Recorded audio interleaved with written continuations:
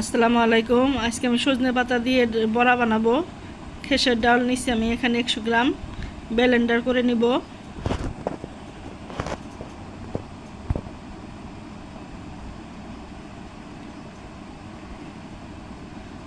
আমি সজনে শাকটা কেটে নিব। প্যান বসাই দিছি, তেল,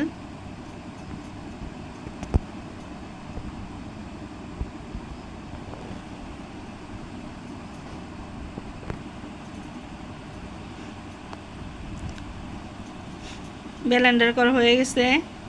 আমি এখানে 3টা পেঁয়াজ, 5-6 পিস কাঁচামরিচ, আদা রসুন বাটা একটু,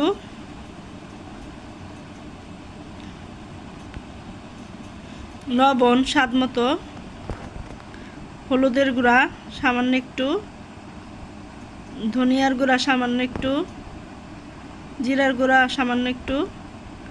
আমি সজনে পাতা বটি দিয়ে কেটে নিছি, মাখিয়ে নিব।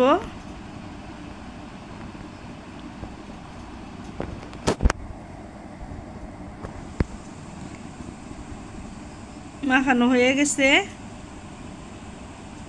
ভাজার জন্য প্যানে দিয়ে দিব।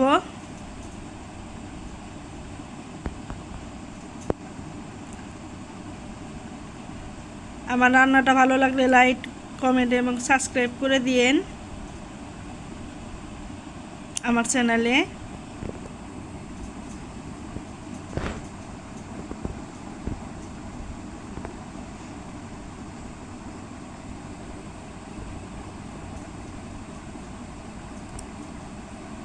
এক পিঠ হয়ে গেছে, আমি উল্টিয়ে নিব।